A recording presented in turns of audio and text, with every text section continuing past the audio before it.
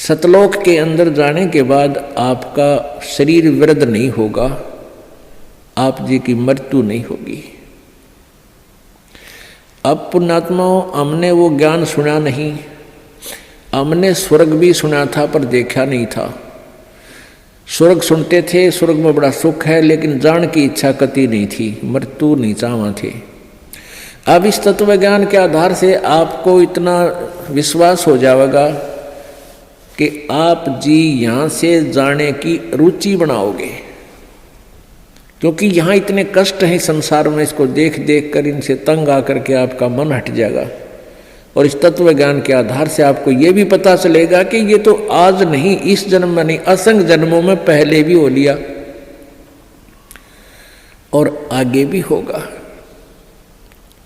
यदि सतलोक नहीं गए। अब सतलोक में जाने के बाद आपकी पुनः जन्म नहीं होगा, वृद्ध अवस्था नहीं आएगी, बुढ़ापा नहीं होगा और मृत्यु नहीं हो। आज कोई भी प्राणी मृत्यु नहीं चाहता और सारे मरेंगे, 2 दिन आगे पीछे। समय आने पर सबकी मृत्यु होगी, मरना कोई नहीं चाहता। चाहे कोई 80 साल 90 वर्ष का बूढ़ा हो रहा है और चला जाता ना बैठा जाता है, कभी कड़ दुख है, कभी सिर दुख है, और फिर भी मृत्यु नहीं चाहता। ठीक है, ऊपर ले मन तो चाहे कह भी दे भगवान मन ठा ले, लेकिन जब ठाण का टाइम आवे ना, जब उल्टा हटता, कोई भी हटे, जिनको ज्ञान नहीं, भगत नहीं उल्टे हटते। एक बुढ़िया रोज न्यो कहा करती, हे भगवान मन ठा ले, मतलब दुखी हो ली इस परिवार तय, हे भगवान मन ठा ले। अब उसका पोता था बदमाश सा, उन्होंने सोचा बुढ़िया रोज न्यो कह मन ठा ले, तो उसने न्यो सुन रखा था कि यमराज आते हैं, सर पर सींग होते हैं, उनकर हाथ में गदा होती है। तो लड़के ने 12-13 साल का था, उसने सर पर बड़ा साफा बांध दिया और उसमें सींग पो लिए 2 और हाथ में ले लिए, गदा सी बना ली कपड़े की, जो करी नकली रामलीला रखा है ना हनुमान की। और पहले इसे टिमटिमाते हैं, दीवे होया करते,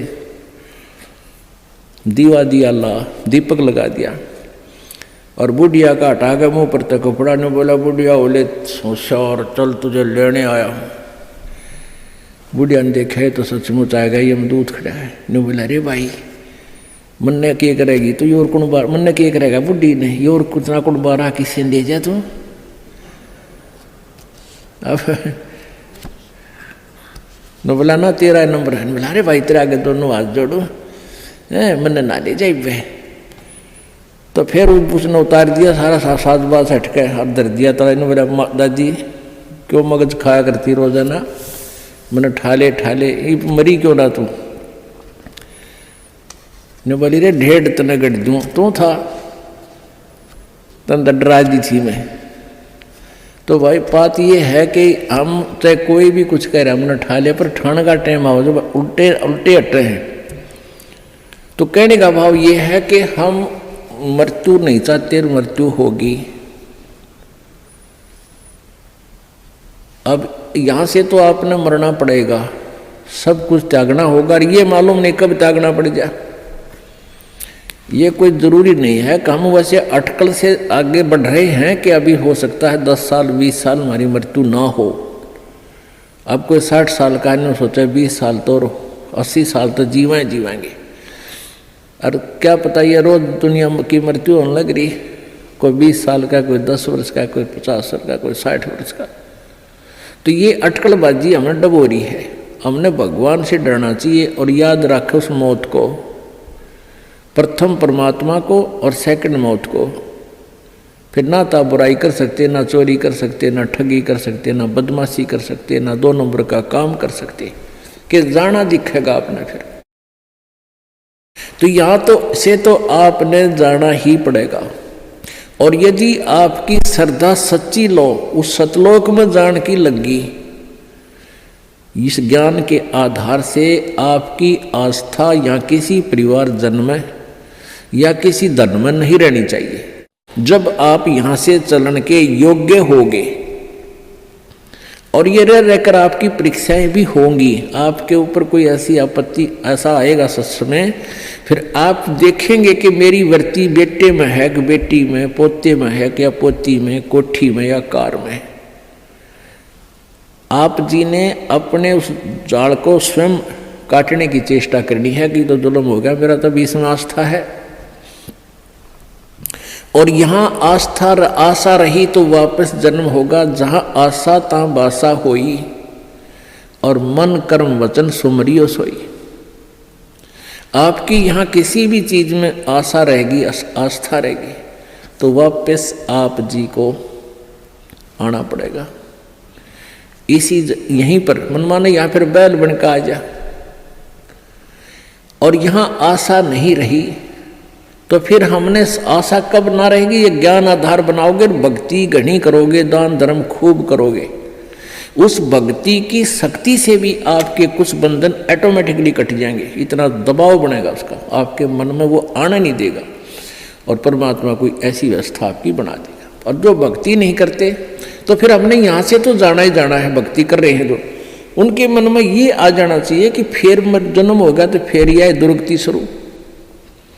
मनुष्य जन्म भी हो गया तो मनुष्य जीवन में क्या सुख पाया अपना। आज हम 60 साल के हो गए, हमें पता है क्या मिला इस जीवन में, और क्या हमारा था और क्या पराया था। तो इस ज्ञान के आधार से निर्णय हो जाएगा कि अगर फिर जन्म हो गया, फिर वो प्रोसीजर, बेटा ना हुए तो दुखी, हो गए तो महादुखी, क्योंकि फिर उनके पालन में पोषण में कोई बेका देगी, मृत्यु हो जाए काल तो फिर रोज जाना करे काम, तो रो रो कर टक्कर मारेंगे, वह दुर्गति न्यारी।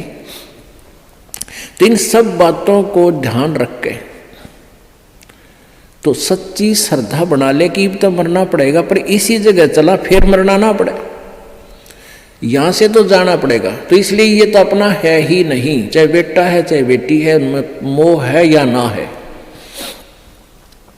तो अपने परिवार में आप जी ने ऐसे रहना पड़ेगा जैसे एक गाड़ी, रेलगाड़ी का कंपार्टमेंट होता है और उसमें आप सफर कर रहे हो, जिसका जहां स्टेशन आ जाएगा ऑटोमेटिकली उतर जाएगा। किसी का 2 घंटे का है, किसी का 10 घंटे का सफर है, किसी का 24 घंटे का है वो।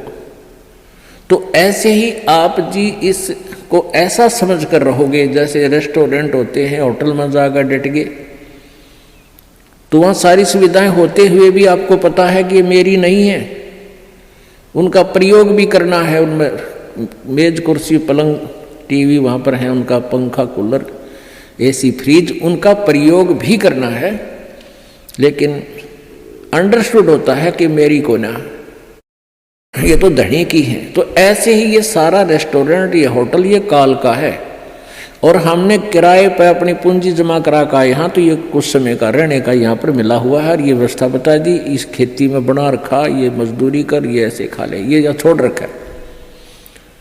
लेकिन ये अपनी नहीं, हम यहाँ होटल में कुछ दिनों के लिए सटे करे हुए। यदि ऐसी आस्था आपकी बन जाएगी तो फिर कोई पल्ला नहीं पकड़ेगा आपका, कोई बाधा नहीं बनेगी। अन्यथा जो भक्ति नहीं करते हैं उनकी कैसी वृत्ति होती है। अब जैसे कोई पिछले जन्म में भी कोई भक्त भक्ति करता था और वो पार ना होया, आप जी हो, परमात्मा चाहते हैं कि तुम सभी पार हो जाओ, बहुत अच्छी बात है, क्योंकि पार होने के लिए तो ये सारा खेल हो रहा है आपको पार करने के लिए। अब विद्यालय में बच्चे फेल भी होते हैं और पास भी अधिकतर ही होते हैं, और कुछ एक फेल भी हो जाते हैं, तो वो फेल हुए हुए गणे दुखी होया करें।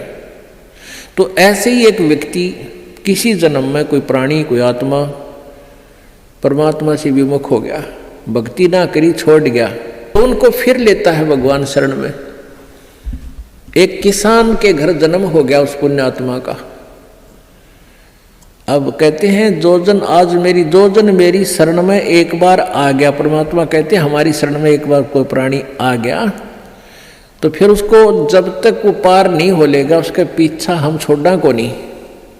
जो जन हमारी शरण है ताका हूं मैं दास,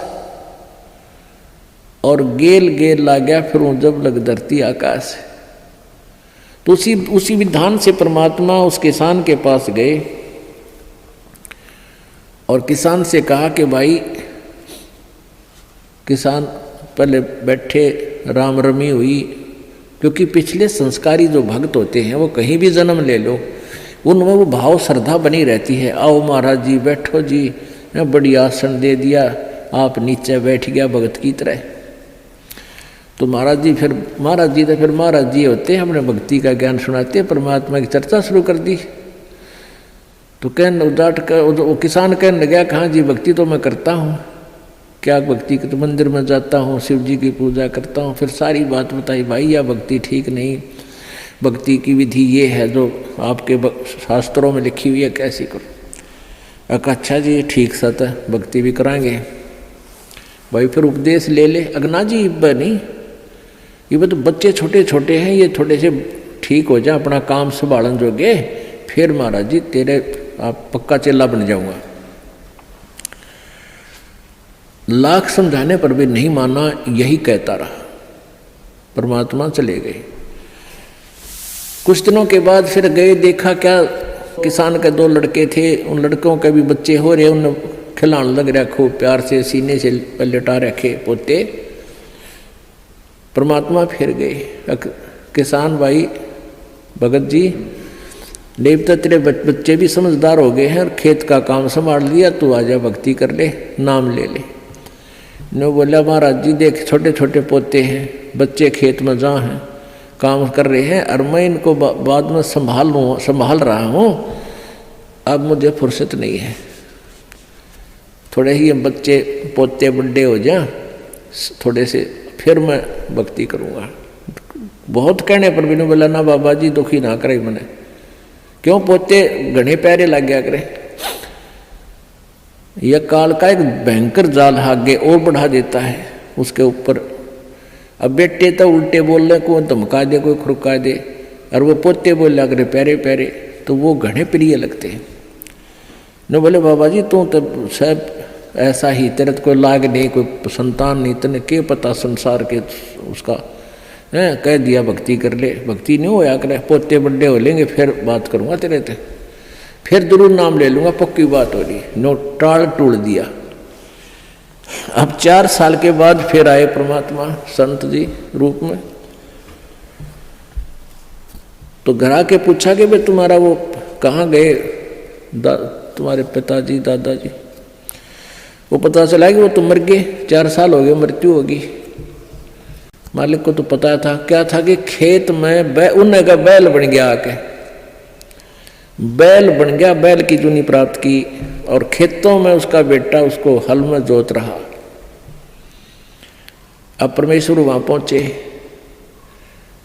वो लड़का भी जाने था, महात्मा कई बार करते, रोक दिया, कहा महाराज जी कैसे आना हुआ कि भाई डट जा तेरे बाबू, तो 2 बात बतलाऊंगा। उस बैल के कान में निकट सी जाकर कहने लगा, रे भगत अब तो आजा मेरी शरण में, तेरा शरीर छुटवा दूं बैल का, और नाम दे तेरे को मनुष्य जीवन दे दूंगा, और तू चाल देख ये दुखी हो रहा, तेरा लठ लागे, तेरा बेटा लठ मारे हैं, और तेरी के दुर्गति हो रही, तो के कह है वो बैल। न्यों कहा बाबा जी तू बोल मत, अब मैं यहाँ से मर जाऊंगा, दूसरा बैल आ गया, वो थोड़ा काम करेगा, मेरे बेटा ने टोटा हो जाएगा, वो तेरा गजब हुई हो। परमात्मा बोले अच्छा भाई कोई बात ना, ले धन बना तो बेटा गए। अब कुछ दिन के बाद वो बैल भी मर गया, मृत्यु के बाद वो सांप बन गया। अब सांप को एक याद होता है, उसने कहीं धन गाड़ रखा, पहले जमीन में दबाया करते चोरों के डर से, धन जेवर दाब दिए, पैसे चांदी के हुआ करते सिक्के, वो लको दिए, छुपा दिए। तो सर्प बनकर वो वहीं घूम रहा है। अब वो पुत्र वधुओं ने देख लिया, शोर मचाया, सांप सांप, उन बेटा ने मारा लठ उसका, वो मोरी में गए निकल गया, पर 1-2 लाठी अच्छी लगी उसके कंडे में हो गया बीच तय। वो सहज सहज धीरे धीरे सरक कर बोझड़ों में झाड़ बोझड़ा में पड़ा। जब परमात्मा गए, कहाँ सुना भगत जी, अब आओगा मेरी शरण में, न्यू बोला जी जान बचा दो मेरी और अपनी शरण में ले लो। मैंने देख लिया कोई नहीं किसी का। परमात्मा बोले सांकड़ी तोड़वा का आया तू मेरी शरण में, आया था पर ये हड्डी तोड़वा के पसड़ी तोड़वा के, जब आई तरह समझ में कोई नहीं किसी का। और हम रोज रोन लाग रहे कोई किसी का, कोई ना अपनी भक्ति करो। कहते एक लेवा एक देवा दूतम, कोई किसी का पिता नहीं पुतम, ऋण संबंध जुड़ा एक ठाठा, अंश में सब 12 बाटा। तो परमात्मा इतने दयालु हैं, फिर उसको शरण में लिया, दोबारा मानव जन्म दिया। आगे देखो सूत में होगा कि ना, फिर वह बीमारी शुरू कर ले मन माने। तो ऐसे दयालु है परमात्मा, पुण्यात्माओं। ये मनुष्य जीवन बार बार नहीं मिलता और ये ज्ञान नहीं मिलता। आपके ना जाने कौन से जन्म के पुण्य, बिना गिनती के असंख्य पुण्य आपके साथ हैं। और विशेष कृपा परमेश्वर कबीर जी के आपके ऊपर है, जो आप यहाँ पहुँच रहे हैं और ये ज्ञान आप तक पहुँच रहा है उन पुण्यात्माओं के न्यारे कर्म इस दुनिया में। और परमात्मा कहते हैं समझा है तो सिर दर पाओ, बहुर नहीं रे ऐसा दाव। बोल सतगुरुदेव। परम पिता परमात्मा पूर्ण ब्रह्म, सारी सृष्टि के रचनहार, कुल मालिक कबीर देव, कबीर साहेब, कबीर परमेश्वर जी की असीम कृपा से ये सत्य संदेश हम सभी तक पहुंचा। असंख्य जन्म हो गए हमने इस काल के जाल में, इस भ्रमित ज्ञान के आधार से साधना करते हुए और जन्मते और मरते हुए। हमने इस अज्ञान आधार से ये मान लिया था कि जन्म और मृत्यु ये अटल विधान है और ये सदा बना रहेगा। इन तत्वज्ञानहीन ऋषियों, महर्षियों, गुरुओं, मंडलेश्वरों ने यही बता रखा था कि जन्म और मृत्यु सदा बनी रहेगी। जन्म मृत्यु सदा के लिए समाप्त नहीं हो सकते। पुण्यात्माओं, परमेश्वर ने स्वयं आकर के हमें बताया कि जो साधनाएं आप करते हो वो पूर्ण मोक्षदायक नहीं है। प्रत्येक युग में परमेश्वर आते हैं और अपने यथार्थ ज्ञान को स्वयं ही बताते हैं। अपने पाने की विधि यानी आप जी को सतलोक पहुंचाने की यथार्थ विधि वो स्वयं ही आकर बताते हैं।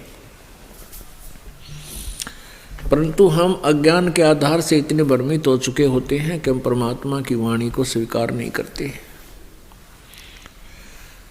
जो समस्या आज हमारे सामने उपस्थित है, यही समस्या परमेश्वर जी के सामने 600 वर्ष पूर्व उपस्थित थी।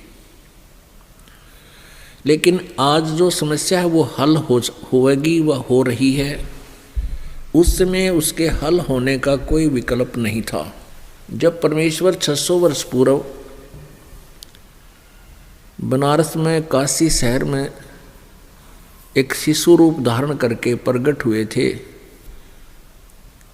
एक लहर तारा नामक तालाब में विकसित कमल के फूल पर वो परमात्मा सशरीर आए थे। और जब वो 5 वर्ष के हो गए थे प्रभु, उसी समय से ये ज्ञान, यथार्थ ज्ञान प्रचार करने लग गए थे। और बड़े बड़े धुरंधर विद्वान माने जाने वाले ऋषि महर्षियों को परमात्मा के प्रश्न का कोई उत्तर नहीं था, जिस कारण से वो अज्ञानी ऋषि महर्षि परमात्मा कबीर देव जी को ये कहकर के अवॉइड कर देते थे कि ये तो अनपढ़ है, अशिक्षित है, अक्षर ज्ञान नहीं है, निरक्षर है, निरक्षर है ये, और ये वेदों और किताबों, गीता जी और पुराणों के विषय में गलत स्टेटमेंट दे रहा है। और जो ऋषि महर्षि थे, मंडलेश्वर ब्राह्मण, हिंदू धर्म के मार्गदर्शक, वो सभी शिक्षित थे, यानी संस्कृत भाषा को जानते थे और सभी सद्ग्रंथ संस्कृत भाषा के अंदर ही लिपिबद्ध थे।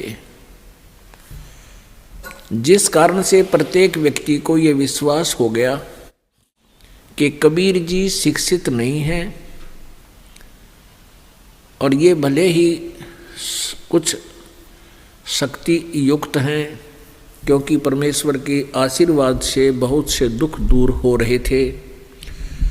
तो जितने भी वो शिष्य थे परमात्मा के, 64 लाख शिष्य हुए थे, वो परमात्मा द्वारा दिए गए आध्यात्मिक सुख के कारण, भौतिक सुख के कारण ही वो शिष्य बने थे। और जिस कारण से वे टिक नहीं पाए और परमात्मा के ज्ञान को जो वो बोला करते थे, एक पुण्य आत्मा ने लिपिबद्ध कर लिया था। वो पुण्यात्मा है धर्मदास जी, जो पहले ऐसे ही उल्ट ज्ञान से रंगे हुए थे और परमात्मा का बहुत विरोध कर रहे थे। तो उस समय तो इन अज्ञानी ऋषि महर्षियों की दाल गल गई थी। ये कह करके परमात्मा कबीर जी जो हैं ये अनपढ़ हैं, अशिक्षित हैं, ये संस्कृत भाषा नहीं जानते हैं, ये ऊट पटांग बातें बक रहे हैं। जिस कारण से परमेश्वर के उस ज्ञान को महत्व नहीं दिया गया जो आज आप जी के समक्ष शिक्षित समाज के सामने अब ये दास रूबरू कर रहा है। 600 वर्ष पहले परमात्मा कहा करते थे, ब्रह्मा विष्णु महेश नासवान हैं, इनके माता पिता हैं, इनकी जन्म मृत्यु होती है, ये कंप्लीट गॉड नहीं है, ये पूर्ण परमात्मा नहीं है, ये समर्थ प्रभु नहीं है, ये केवल एक ब्रह्मांड में एक विभागीय मंत्री समझो, एक विभाग के मिनिस्टर हैं। आइए अब हम उन श्रद्धालुओं के अनुभव जानते हैं जो जगत गुरु तत्वदर्शी संत रामपाल जी महाराज जी से दीक्षा प्राप्त कर चुके हैं तथा उनके द्वारा बताए गए भक्ति मार्ग पर चल रहे हैं। नमस्कार सर। नमस्कार सर। सर क्या नाम है आपका? सर मेरा नाम अमन दास है जी। सर कहाँ के रहने वाले हैं आप? वैसे मैं यूपी कानपुर का रहने वाला हूँ, लेकिन बठिंडा पंजाब में रहता हूँ। सर संत रामपाल जी महाराज से नाम दीक्षा आपने कब ली? 23 जुलाई सन 2012 को संत रामपाल जी महाराज से उपदेश प्राप्त हुआ। सर संत रामपाल जी महाराज से नाम दीक्षा लेने से पहले आप क्या भक्ति साधनाएं करते थे? संत रामपाल जी महाराज जी से उपदेश लेने से पहले भगवान शंकर जी की हम भक्ति उपासना किया करते थे, लेकिन वैसे हम मंदिर मस्जिद में नहीं जाते थे, वैसे ही किसी द्वारा बताई हुई स्तुति किया करते थे, जो सुबह उठने के बाद बैठ के 15-20 मिनट समाधि लगाते थे और शाम को सोने से पहले 15-20 मिनट समाधि लगाया करते थे। सर जैसा कि आपने बताया कि आप भगवान शंकर की स्तुति करते थे, तो उन सब भक्ति साधनाओं को करने से आपको क्या लाभ मिले? सर उन भक्ति साधनाओं से हमें लाभ तो कोई नहीं हुआ और दुगना हम नीचे गिरते चले गए। जैसे कि हम शराब भी पीने लगे थे, गुटखा भी खाते थे, तम्बाकू भी खाते थे और मांस का भी सेवन किया करते थे। और जो हमारे पास बीमारी कुष्ठ रोग हो गया था, जो बचपन से था, और उसको करीब 26-27 वर्ष तक हमने लगातार टेबलेट खाई, जो 25 रुपये की एक टेबलेट आती थी, हफ्ते में एक बार खानी होती थी। उससे भी वो रोग हमारा कभी ठीक नहीं हुआ है और दुगना परेशान ही रहते थे जी। सर आपको संत रामपाल जी महाराज के बारे में जानकारी कहाँ से मिली? सर संत रामपाल जी महाराज जी की जानकारी मेरा एक दोस्त था, उसको किसी संत रामपाल जी महाराज जी के शिष्य ने वो पुस्तक का प्रचार कर रहे थे, ज्ञान गंगा पुस्तक का नाम है, उसका प्रचार कर रहे थे और वो पुस्तक उसने 10 रुपये में खरीदी थी। तो उसने बताया कि भाई मेरे पास एक ऐसी पुस्तक है कि आप उसको पढ़ोगे तो बहुत अच्छा उसमें ज्ञान दिया हुआ है। तो मैंने कहा भाई देना, मैं पढ़ूँगा। तो उसने फिर मुझे पुस्तक दी। उस टाइम मेरी ड्यूटी नाइट में थी और वो पुस्तक 2 नाइट मैं कंटिन्यू पढ़ता रहा। नाइट में ड्यूटी होती थी, दिन में सोता था। और उस पुस्तक को पढ़ने के बाद मुझे ये महसूस हुआ कि भाई पूर्ण ब्रह्म परमात्मा है, लेकिन उस समय मैंने भगवान शंकर को पूर्ण परमात्मा माना था।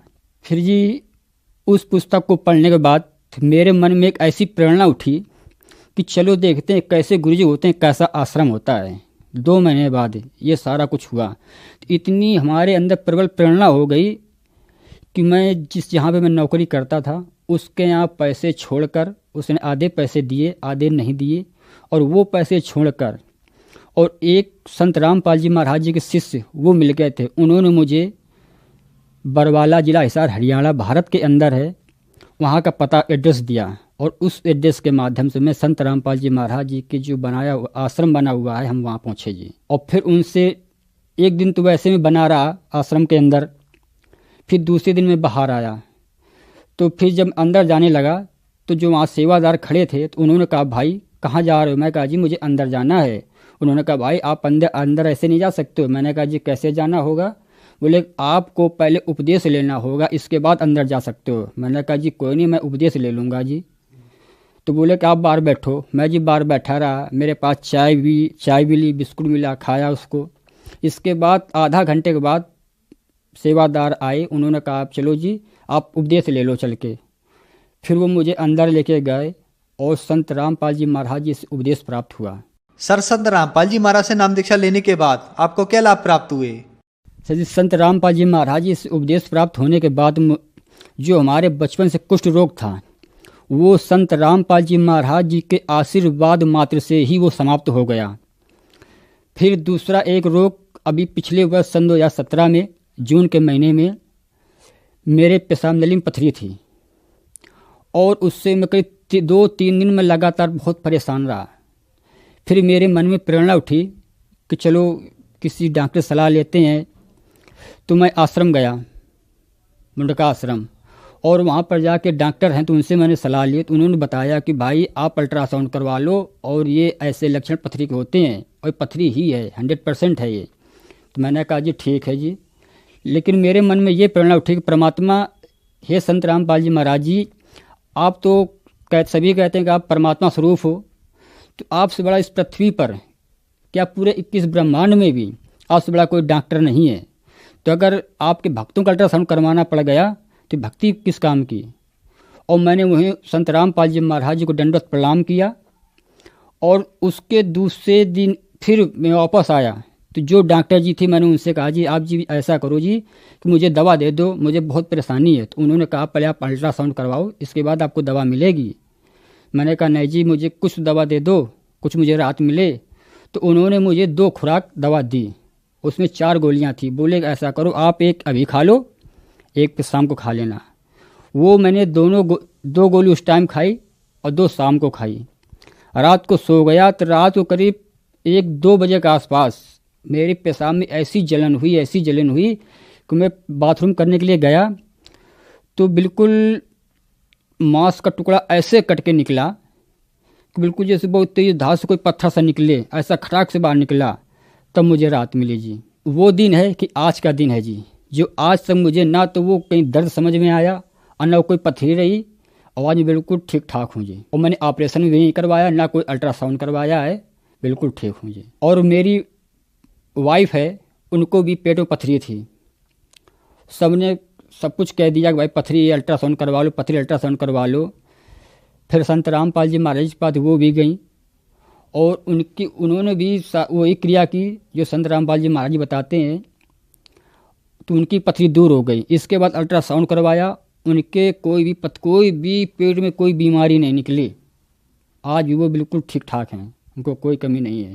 मेरी पथरी की बीमारी थी, मेरा कुष्ठ रोग था और मेरी पत्नी की भी पेट में पथरी थी। संत रामपाल जी महाराज जी की कृपा से बिल्कुल ठीक हो गई है। और आज उनकी कृपा से पूरा परिवार, पूरा घर बहुत कुशल मंगल से रह रहा है। जो मैं नशा करता था, तम्बाकू, बीड़ी और ये शराब, मांस, भांग भी कभी कभी खा लिया करता था, वो उस दिन से आज तक मैंने हाथ नहीं लगाया है, ना ही किसी को ला के दी है और ना ही हाथ लगाया है।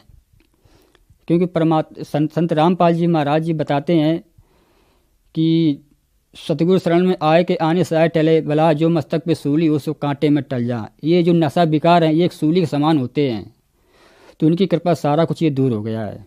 सर आपने बताया कि आपको कुष्ठ रोग था, आपको पथरी थी, आपने कुष्ठ रोग की दवाई 25 साल तक खाई लेकिन आपको कोई राहत नहीं मिली। तो फिर संत रामपाल जी महाराज ने आपको ऐसी कौन सी दवाई दी कि आपकी बीमारी आशीर्वाद से ही ठीक हो गई? वो जी संत रामपाल जी महाराज जी के द्वारा बताई गई भक्ति है, सदभक्ति है, जो वेदों में प्रमाणित, गीता में प्रमाणित है, और उन महापुरुषों के द्वारा बताई गई भक्ति है जिन महापुरुषों को कभी परमात्मा मिले हैं। तो वो मंत्र एक ऐसी शक्ति है जिससे सारे रोग दूर हो जाते हैं, और वो इस पृथ्वी पर सिर्फ संत रामपाल जी महाराज जी के पास वो मंत्र उपलब्ध हैं। वो जो अपने जो उनका शिष्य, जो उनका अनुयायी बनता है, वो मंत्र उन्हीं को दिए जाते हैं, और उन मंत्रों में इतनी प्रबल शक्ति है कि मौत भी टल जाती है। ये रोग क्या चीज़ है जी। सर जो श्रद्धालु आज आपको देख रहे हैं, आप उन्हें क्या संदेश देना चाहेंगे? सर दास ये संदेश तो नहीं दे सकता है। ये दास इस पृथ्वी पे जितने मानव प्राणी जीव हैं, मानव शरीर प्राप्त प्राणी हैं, इन सबसे हाथ जोड़कर प्रार्थना करना चाहता है कि अगर जो इन रोगों से, इन व्यसनों से, विकारों से दूर नहीं हो पा रहे हैं, तो वो संत रामपाल जी महाराज जी की शरण में आए और अपना ये उन मंत्रों की भक्ति की शक्ति के द्वारा सारे रोग दूर हो सकते हैं।